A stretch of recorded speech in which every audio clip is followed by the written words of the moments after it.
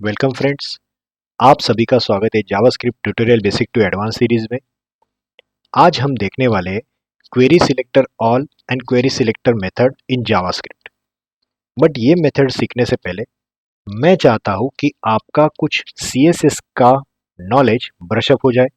तो उसके लिए मैंने क्या किया है कि मैंने ये कुछ पैराग्राफ और डिव के साथ कॉम्बिनेशन बनाया है और इसको मैं आपके सीएसएस के नॉलेज ब्रशअप के लिए यूज़ करूँगा। तो मुझे क्या-क्या चीज़ें ब्रशअप करनी है मैं पहले आपको समझा देता हूँ। सबसे पहले मुझे ब्रशअप करना है सिलेक्टर्स, राइट? दूसरा है कॉम्बिनेटर्स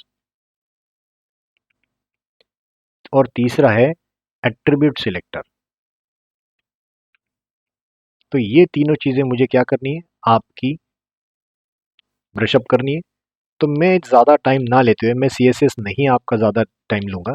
मैं जस्ट आपको एक चीज़ याद दिलाने के लिए मैं रेफरेंस के तौर पे W3 स्कूल का रेफरेंस दे रहा हूँ। मैं प्रमोट नहीं कर रहा हूँ किसी भी वेबसाइट को, मैं जस्ट आपका नॉलेज ब्रशअप करने के लिए चीज़ें बता रहा हूँ कि हमारे पास सिलेक्टर्स होते हैं, कॉम्बिनेटर्स होते हैं और एट्रीब्यूट सिलेक्टर्स होते हैं। तो मैं वन बाय वन चीज़ें सिर्फ आपको ब्रशअप करने के लिए बताता हूँ।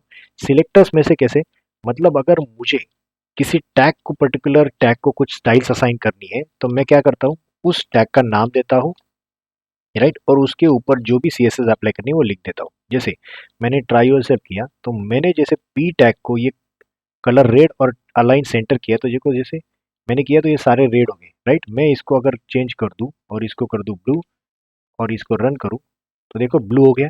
इसने क्या किया कि पी टैग जहां जहां है आपके बॉडी के अंदर, जहां भी आपको पी टैग दिखाई दे रहा है उन सब पर सेंटर अलाइन कर दिया और कलर ब्लू कर दिया। ये क्या हुआ, आपने टैग के जरिए उसको टारगेट किया, राइट? अगर इसी चीज को मैं आईडी के जरिए टारगेट करना चाहूँ कि मेरे पास एक पर्टिकुलर आईडी है, सपोज पैरा 1, तो मुझे आईडी के थ्रू करना है तो मुझे क्या करना पड़ेगा, यहाँ पे हैश लगाना पड़ेगा और उस आईडी का नाम देना पड़ेगा, राइट?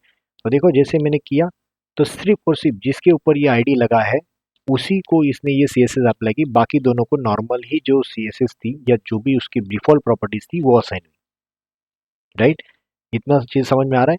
और इसी को मैं अगर सपोज ऐसा चाहूँ कि मैं यहाँ पे क्लास लगा दूँ, क्लास टेम्पररी नाम से मैं कुछ दे देता हूँ और मुझे क्लास के जरिए इसको अगर टारगेट करना है तो मैं क्या करूँगा, यहाँ पे हैश निकाल के, उसका आईडी निकाल के जस्ट डॉट लगा के जो भी मेरा क्लास का नाम है वो यहाँ पे दे दूंगा, राइट?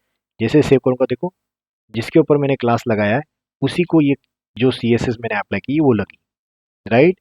ये क्या हो गया, आपका टैग के थ्रू सिलेक्शन। दूसरा ये हो गया आपके आईडी के थ्रू सिलेक्शन। तीसरा क्लास के थ्रू सिलेक्शन। पहला जो टैग के थ्रू था तो सीधा टैग का नाम लिखता हूँ मैं यहाँ पे। अगर मैं आईडी के थ्रू करना चाहता हूँ तो उसके आगे क्या लगाना पड़ता है मुझे, हैश। ये तो सीएसएस के नॉर्मल रूल्स हैं, राइट? और क्लास को लगाना है तो डॉट लगाना पड़ता है। और एक हमारे पास सिलेक्टर होता है जिसका नाम है यूनिवर्सल सिलेक्टर, मतलब मैं सारे टैग, कोई भी टैग हो तो भी चलेगा। जैसे मैं यहाँ पे H1 लिख देता हूँ, सपोज हेलो, और यहाँ पे मैं लिख देता हूँ H1। अब क्या हो गया, इसको जैसे रन करूंगा तो देखो सबके ऊपर वो सारे चीजों के ऊपर वो स्टाइल्स अप्लाई होगी। सेंटर हो गया, टेक्स्ट अलाइन और एज वेल एज कलर भी उसका ब्लू हो गया, देखो। तो ये क्या हो गया, यूनिवर्सल सिलेक्टर कि जो सबके ऊपर अप्लाइड होगा, राइट? यही चीज मैं इस लिंक में दिखाना चाहता हूँ कि ये देखो ये पहला हो गया टैग सिलेक्टर, उसके बाद आता है आईडी सिलेक्टर जिसके थ्रू आपने आईडी के थ्रू कर दिया है उसको टारगेट, और बाद में आता है क्लास सिलेक्टर, राइट? उसके साथ साथ हमारे पास एक और होता है जिसको कहा जाता है यूनिवर्सल सिलेक्टर। और यूनिवर्सल सिलेक्टर कैसे दिखाते हो आप, स्टार मार्क के जरिए, राइट? Asterisk sign. तो ये एस्टेरिस्क साइन सारे, जितने सारे टैग्स है या जितने सारे एलिमेंट्स है सबके ऊपर लागू हो जाएगा। ये हो गए आपके सिलेक्टर्स, राइट? दूसरा, इसके साथ साथ मुझे लगने वाला है कॉम्बिनेटर्स। मैं ये क्यों पढ़ा रहा हूँ, ये क्यों समझा रहा हूँ, ये भी मैं आपको समझाऊंगा आने वाले कुछ मिनट्स में। दूसरा है अपने पास कॉम्बिनेटर्स। कॉम्बिनेटर्स क्या होता है कि कुछ कॉम्बिनेशन अप्लाई करके हम अप्लाई करना चाहते हैं। जैसे जैसे मैं अगर मैं ट्राई योरसेल्फ करूँ, देखो मेरे पास क्या है, ये मेरा ड्यू टैग है, राइट? और ये पैराग्राफ है। अब मैंने क्या किया है या उन्होंने क्या किया है कि ड्यू के अंदर ये है पी टैग। ये कौन सा कॉम्बिनेटर है, इसे कहा जाता है डिसेंडेंट सिलेक्टर, राइट? या डिसेंडेंट कॉम्बिनेटर। तो ये सिलेक्टर क्या काम करता है कि सपोज मेरे ड्यू के बाद जैसे डिसेंडेंट पी टैग आएगा तो उसको कलर क्या करो, बैकग्राउंड कलर येलो कर दो। तो देखो जैसे रन किया, ये ड्यू टैग के अंदर, ये ड्यू टैग के बाद तुरंत उसके बाद देखो ये पैराग्राफ आ रहा है, ये भी आ रहा है और उसके अंदर ये सेक्शन के अंदर पी आ रहा है, तो ये भी उसका क्या बन गया, एक डिसेंडेंट चाइल्ड बन गया। इसीलिए तीनों को देखो उसने येलो कर दिया, राइट। इसका बैकग्राउंड कलर क्या कर दिया, येलो कर दिया। ये होता है डिसेंडेंट। उसके साथ हमारे पास होता है डायरेक्ट चाइल्ड, मतलब ये ग्रेटर देन का सिंबल आप अगर लगा देते हो तो मतलब ड्यू के बाद अगर तुरंत पी आता है, पी टैग आता है, तो उतने ही चाइल्ड सिलेक्ट होंगे। जैसे ड्यू के बाद देखो ये दो चाइल्ड उसके बाद तुरंत आ रहे हैं, बट ये जो तीसरा पैराग्राफ है ये सेक्शन के अंदर आ रहा है, ये इसका डायरेक्ट चाइल्ड है क्या, नहीं। इसके चाइल्ड ये दोनों हो गए, इसका चाइल्ड सेक्शन हो गया, बट सेक्शन का चाइल्ड पैराग्राफ है, तो ये पैराग्राफ उसका चाइल्ड नहीं माना जाएगा। इसीलिए इसको क्या कहा जाता है, ये होता है डायरेक्ट चाइल्ड। ये देखो, इसे कहा जाता है चाइल्ड सिलेक्टर या फिर डायरेक्ट चाइल्ड, कि जो डायरेक्टली उसका चाइल्ड के तौर पर यूज होगा।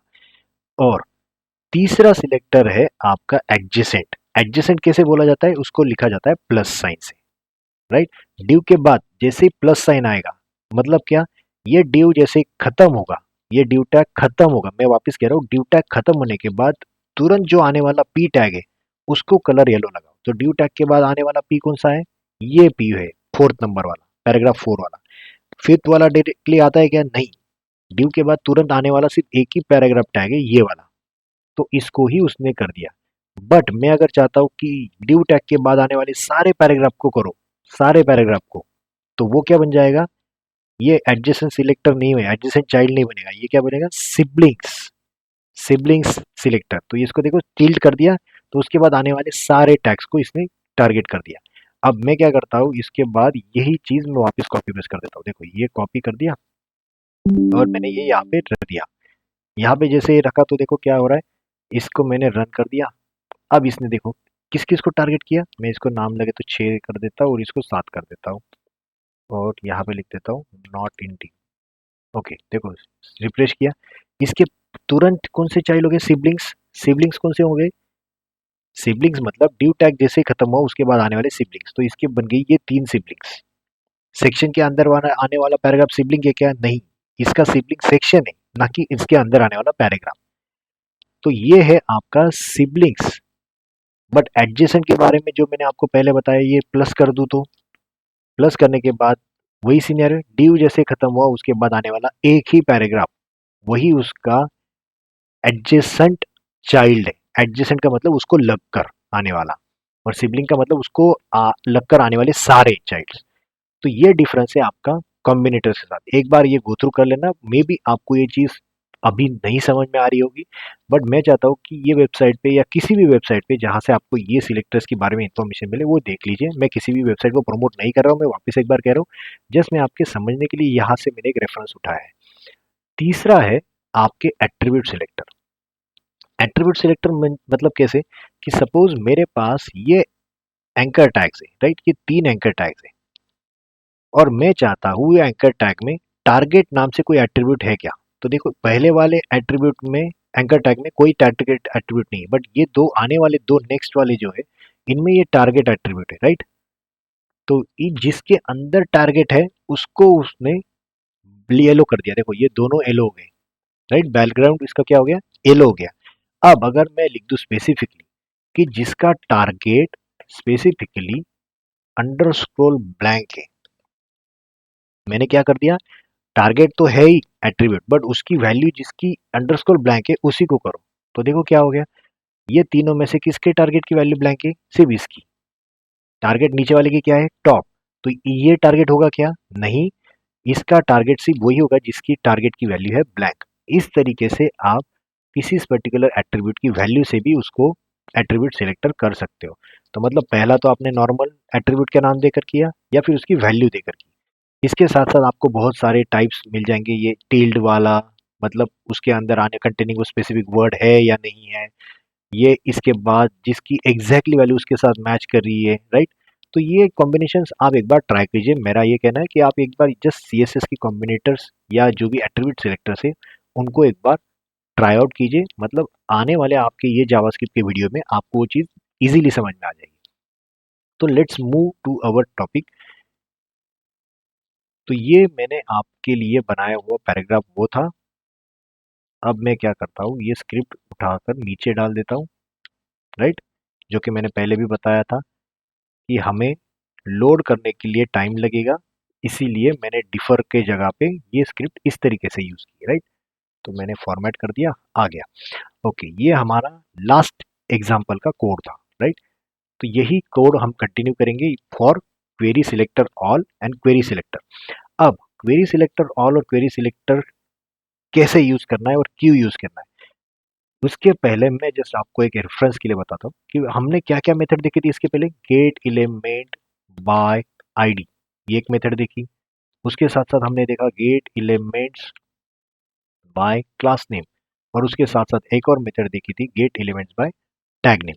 तो ये तीन मेथड हमने यूज की किस लिए, कुछ स्पेसिफिक यूज करने के लिए, कि हमें अगर किसी पर्टिकुलर एलिमेंट को आईडी के थ्रू करना है, राइट, इसको मैं क्या कहूंगा, इसको आईडी के थ्रू टारगेट करना है। तो दूसरा, अगर मैं क्लास के थ्रू टारगेट करना चाहता हूं तो, राइट, और तीसरा कि मैं अगर टैग के थ्रू टारगेट करना चाहता हूं तो।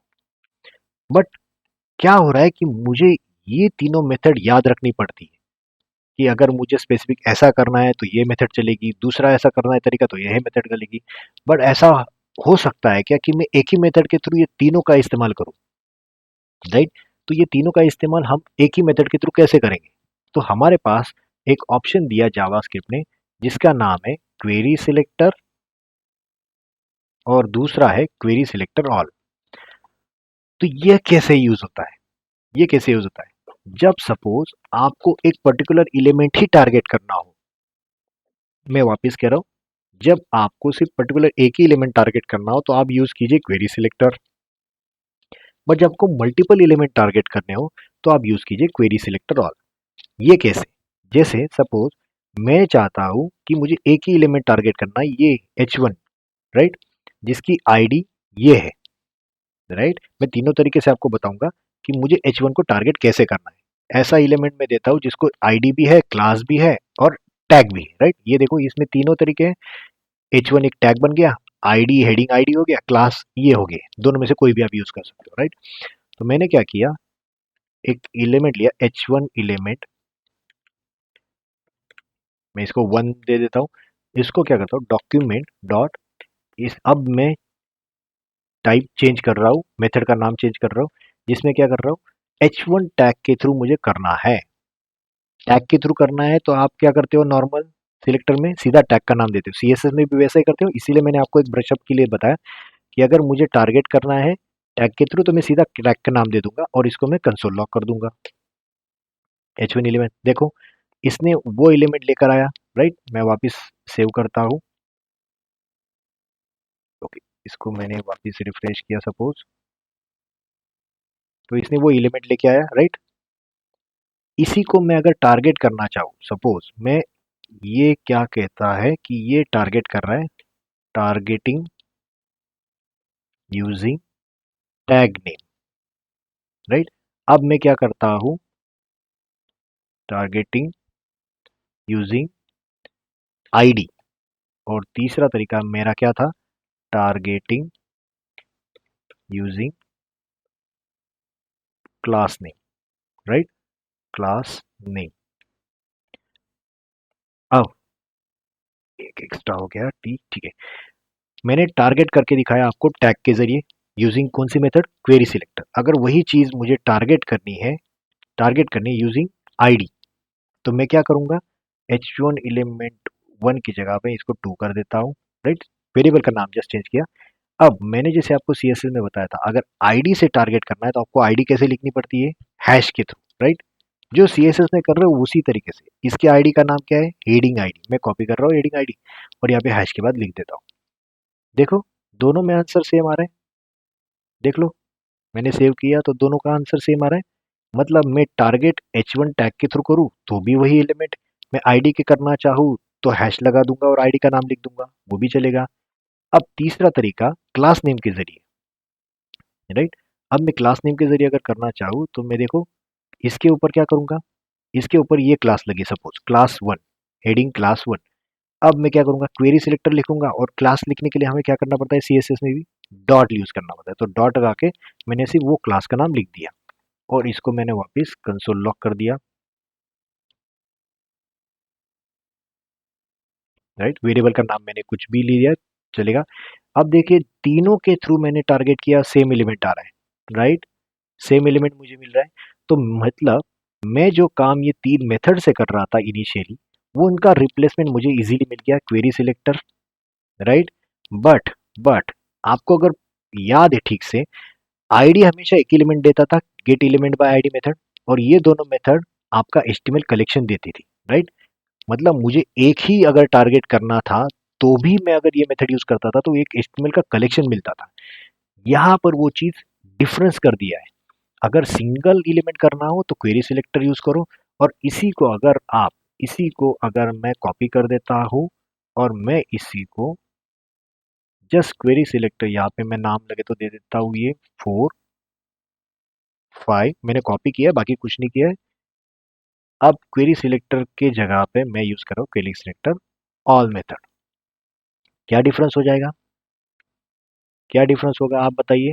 क्वेरी सिलेक्टर ऑल का मतलब ही क्या है, ये जो मैचिंग है वो सारे, राइट, वो क्या है, सारे। देखो अभी इसने जब टारगेट किया तो इसने देखो सारे वही एलिमेंट लेके आया, बट डिफरेंस क्या है फिर, डिफरेंस क्या है। तो देखो ये डिफरेंस अगर आपको ठीक से समझना है, चलो मैं यहाँ लगे तो आपको एग्जांपल और थोड़ा डिटेल में बता देता हूँ। मेरे पास सपोज लिस्ट है, राइट, लिस्ट है, और लिस्ट को मैं टारगेट करना चाहता हूँ। मैं यहाँ पे आईडी एट्रीब्यूट लगा देता हूँ, आईडी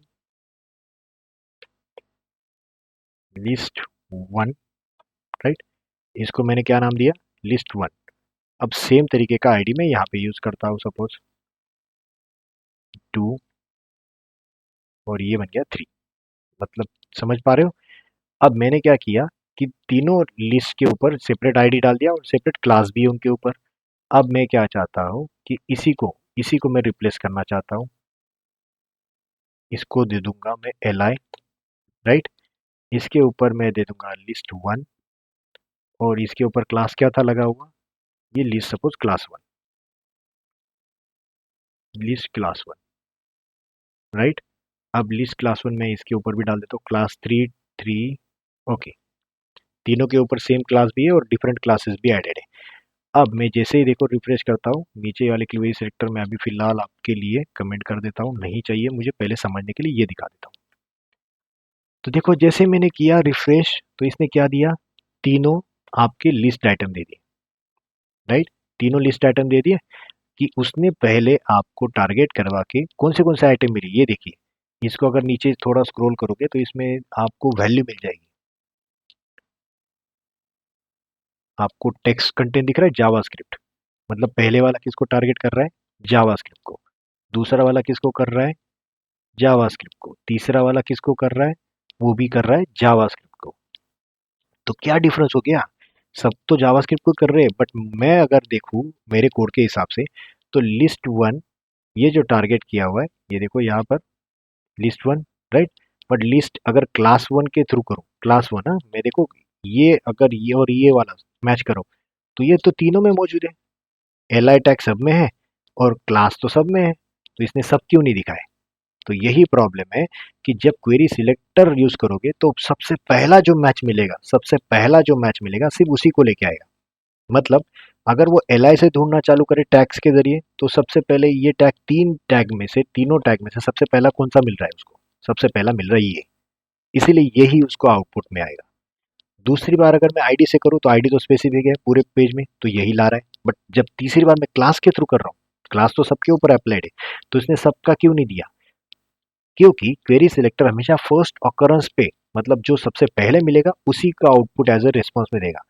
तो ये तो मेरे लिए ड्रॉबैक बन गया कि मेरा एल आई टैग और क्लास का नाम सबके ऊपर अप्लाइड है, फिर भी मुझे पहला ही क्यों मिल रहा है, मुझे सारे क्यों नहीं मिल रहे।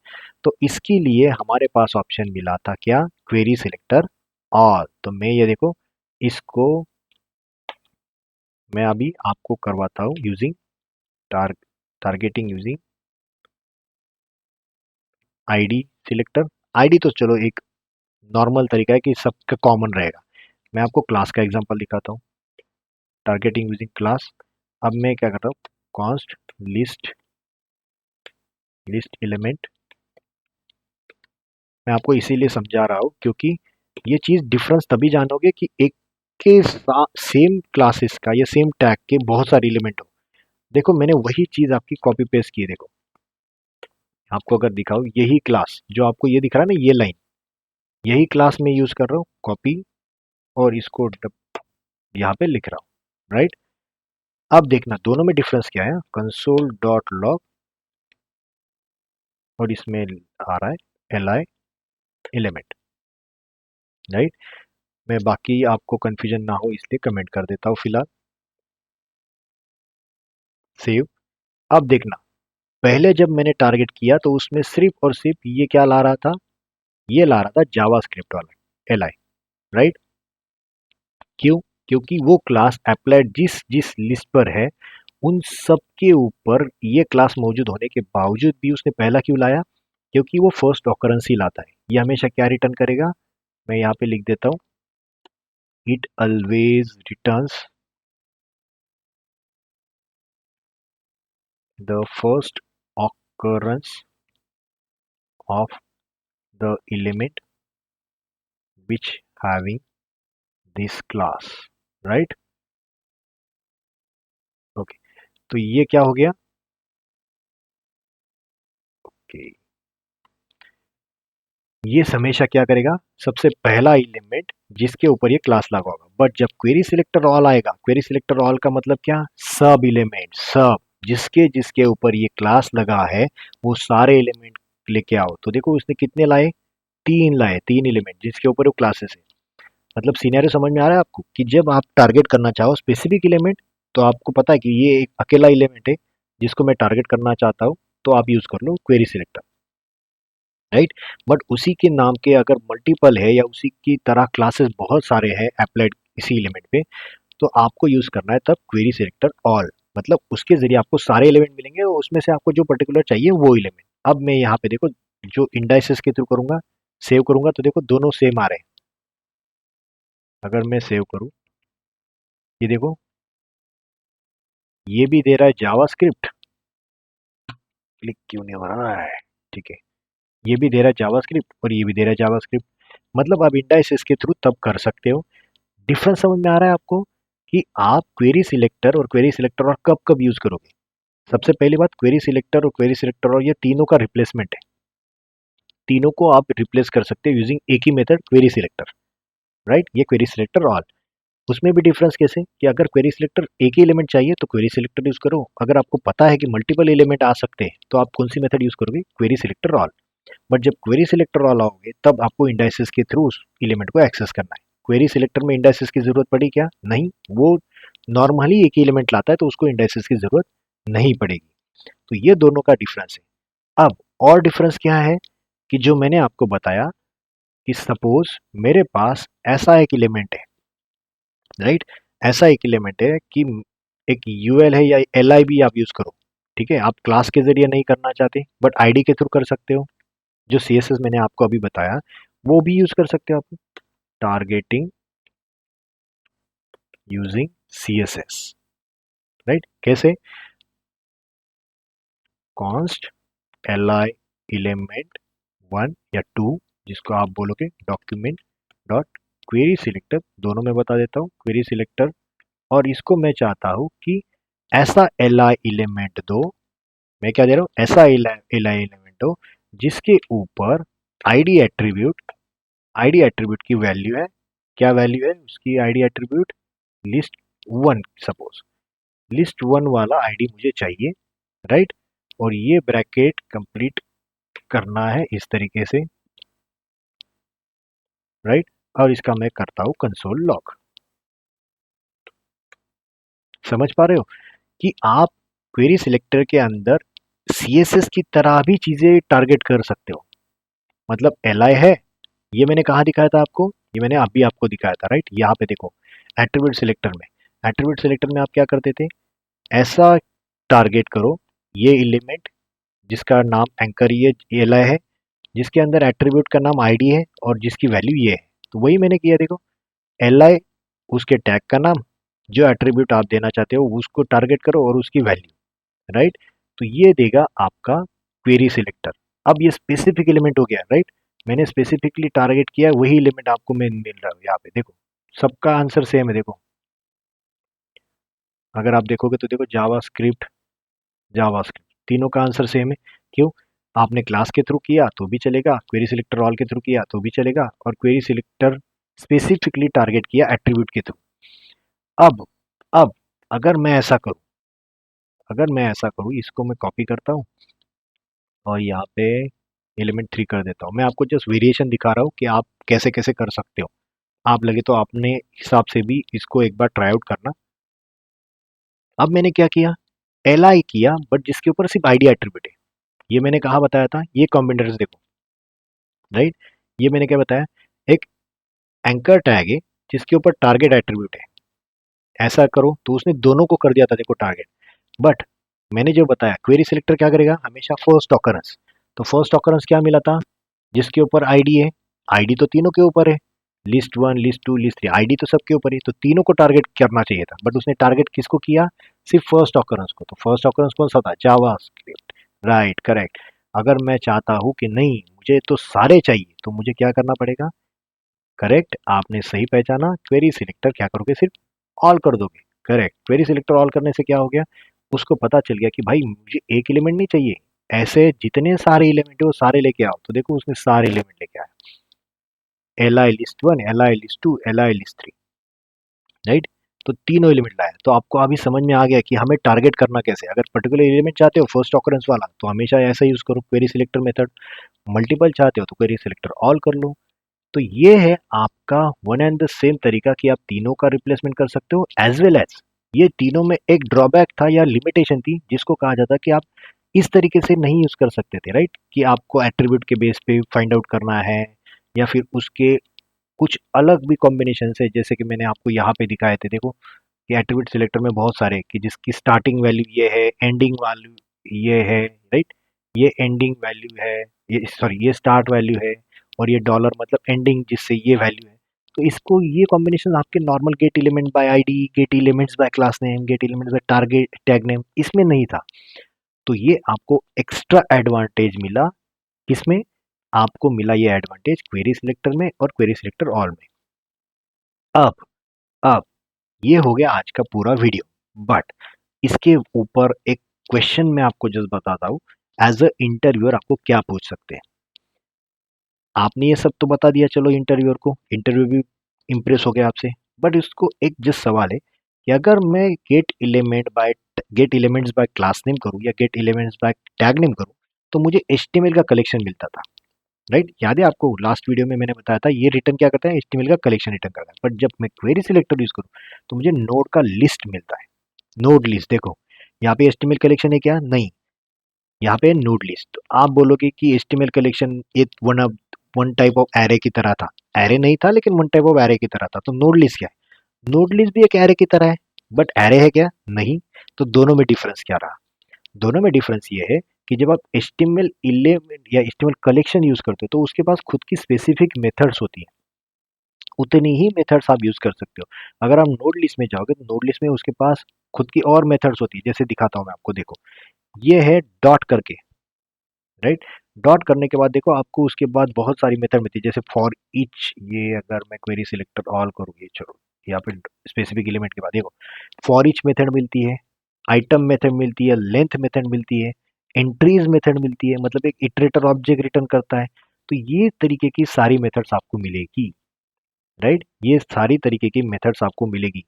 फॉर एग्जांपल अगर आप चाहते हो कि मैं आपको डिफ्रेंशिएट करके दिखाऊं, तो कॉपी करता हूँ इसी को, मैं अभी ऊपर वाला पूरा कोड फिलहाल के लिए कमेंट करता हूँ। अब मैंने क्या टारगेट किया, एक एल टैग जिसके ऊपर आईडी एट्रीब्यूट है, और वो किससे किया मैंने, query selector all. Query selector all का मतलब ये क्या रिटर्न करेगा, ये हमेशा नोड लिस्ट रिटर्न करेगा, ना कि एचटीएमएल कलेक्शन। मैं अगर किसी को एज ए इंटरव्यू के तौर पे सवाल पूछूं तो मैं उसको जानबूझ के ये पूछूंगा कि क्वेरी सिलेक्टर ऑल का रिटर्न टाइप क्या होता है, और normal get elements by class name या get elements by tag name का रिटर्न टाइप क्या होता है। तो वो दोनों का रिटर्न टाइप है एचटीएमएल कलेक्शन, और इसका रिटर्न टाइप है नोड लिस्ट। इसमें देखो अगर मुझे देखना है तो इसके अंदर मुझे मिलती है मेथड एंट्रीज, जो आपने ऑलरेडी देखी हुई है, राइट। एंट्रीज क्या करता है, आपको एक इटरेटर ऑब्जेक्ट रिटर्न करता है, राइट। ये देखो इसके बाद इटरेटर ऑब्जेक्ट के ऊपर कौन सी रखते हैं आप, क्या रखते हो आप, नेक्स्ट नाम की मेथड आती है, राइट। देखो फिर मैंने रिफ्रेश किया तो उसने क्या रिटर्न किया, देखो पहला ये एलिमेंट, वापिस इसको मैं प्रिंट करूंगा तो देखो इसने दूसरा एलिमेंट लाया, राइट। तो ये क्या करते जा रहा है, ये वन बाय वन एक एक एक एक एलिमेंट लेके जाएगा, राइट। तो ये तरीके से आप ये चीजें कर सकते हो। एंट्रीज है, इसके साथ साथ आपके पास क्या है, इसके पास और मेथड है हमारे पास, जैसे लॉग, इसके ऊपर आप फॉर ईच भी लगा सकते हो, L I element 4 dot for each element, इसके बाद कंसोल डॉट लॉग,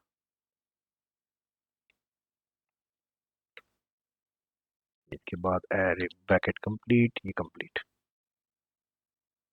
ये देखो इसने प्रिंट क्या करवाया, ये सारी लिस्ट प्रिंट करवा दी, देखो राइट, वन बाय वन सारी लिस्ट उसने प्रिंट करवा दी, 1 2 3 तीनों प्रिंट करवा दिए। तो इस तरीके के मेथड्स आपको एक्स्ट्रा मिलती है किसमें, नोड लिस्ट में। ये चीज़ें आपके एचटीएमएल कलेक्शन में नहीं थी, ये मेथड उसमें नहीं मिलती। तो एक एक्स्ट्रा एडवांटेज मिलता है यूजिंग क्वेरी सिलेक्टर ऑल, कि जिसमें आपको नोड लिस्ट मिलती है। ये जस्ट आपके एक्सप्लोर करने का वे है, आप चाहते हो तो इसको और एक्सप्लोर कर सकते हो। आप गूगल पे सर्च करना HTML collection versus node list, तो ये दोनों आपको डिफ्रेंशिएट के साथ सारी चीज़ें मिल जाएगी। हाँ, आपको खुद को एक्सप्लोर भी करना है। मैं जितना पढ़ा रहा हूँ ये सारा जावास्क्रिप्ट समझ के अगर आप चलोगे तो नहीं, आपको बहुत सारी चीज़ें खुद से एक्सप्लोर भी करनी पड़ेगी। तो ये था आज का video. Hope you like this video. अगर ये वीडियो आपको पसंद आता है तो प्लीज़ लाइक, सब्सक्राइब और शेयर ज़रूर कीजिए। आपके फ्रेंड्स को भी इसकी लिंक शेयर कीजिए, जिससे उनको भी बेनिफिट हो सकता है। तो फिर मिलते हैं नेक्स्ट वीडियो में कुछ इंटरेस्टिंग टॉपिक के साथ। तब तक के लिए थैंक यू।